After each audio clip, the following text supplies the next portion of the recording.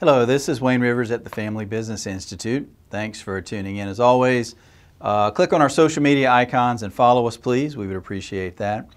And as always, we would like to have your comments. So click on the button below. This week, I want to ask the question, talent, brains, hard work, what's the secret of performance?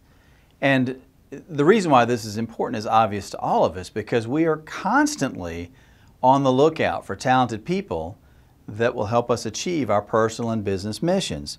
So I want to read from a book called Talent is Overrated by Geoff Colvin. It's one of the great business books I've ever read. I think I did a blog on this maybe several years ago, but I'm coming back to it. But listen to this.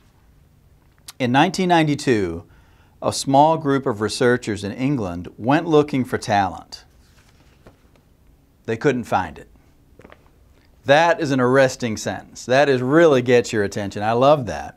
And you know, what they talk about in the book, and there's all kinds of research to support this, is whether it's auditors looking for financial fraud, psychologists trying to diagnose mental illness, surgeons trying to assess the probability of healing a condition, stockbrokers picking stocks, parole officers predicting recidivism, college admissions officials predicting who will or will not succeed in college. Guess what? None of them are any good at it with experience.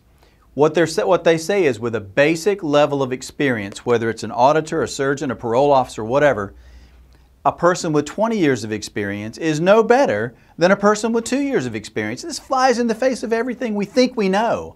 You know, I think with 30 years of experience, I'm a family business expert. But we'll talk about what really contributes to success and expertise.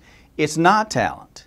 It's not brains. It's not hard work. There's something really specific that causes people that are great at what they do to be better than the rest of us that just kind of you know, jog slowly in place over time. People with lots of experience don't perform any better in their jobs than people with very little experience, and that's just a research fact. So we always think it's hard work intelligence, it's gifted people, it's people that just have these inborn gifts that nobody but God can explain. It's none of those things. The answer, according to Colvin and the other researchers, is a thing called deliberate practice, not just practice, because often when we practice things, we practice the wrong things. Deliberate practice. So let me tell you what they define as deliberate practice. Number one, it's specifically designed to help someone improve in a very specific way. It's almost always designed by a teacher or a coach, an outside third-party objective observer, okay?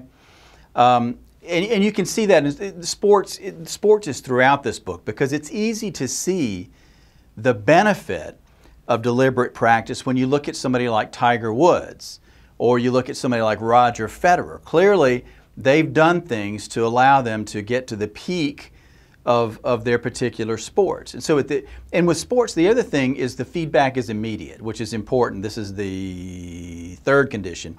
Feedback is important. In sports, you get real-time feedback. If you try a new forehand and you hit the net 62 consecutive times, I feel your pain, believe me, then yeah, you get instant feedback and you know there's something you need to adjust. We don't get that benefit in business all too often. All right, so the first condition is very specifically designed practice. The second thing is it's repeatable, it's repetitive, it's something that you can do over and over again in order to improve a certain aspect of your performance.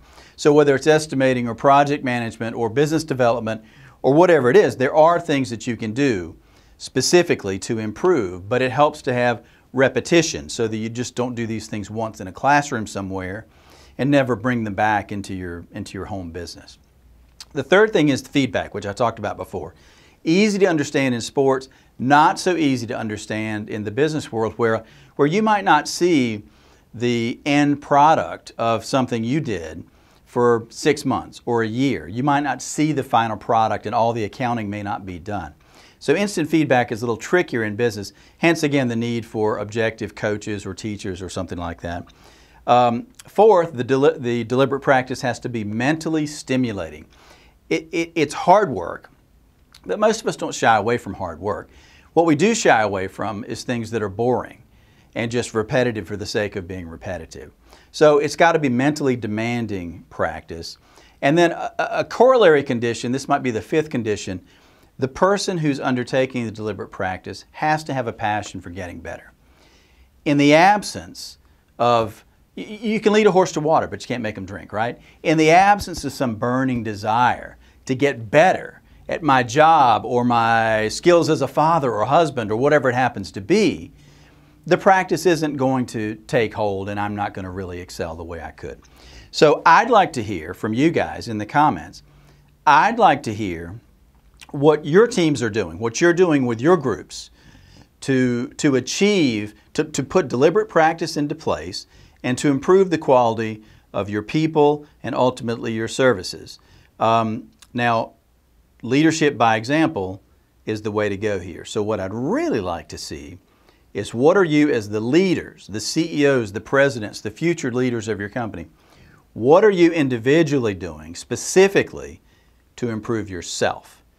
Because if your people see you undertaking a project to improve yourself, that kind of leadership by example is going to ripple throughout the organization. So let us hear from you. What are you doing to put specific practice in place, deliberate practice, to improve your people and ultimately your organization? Thank you. This is Wayne Rivers at the Family Business Institute.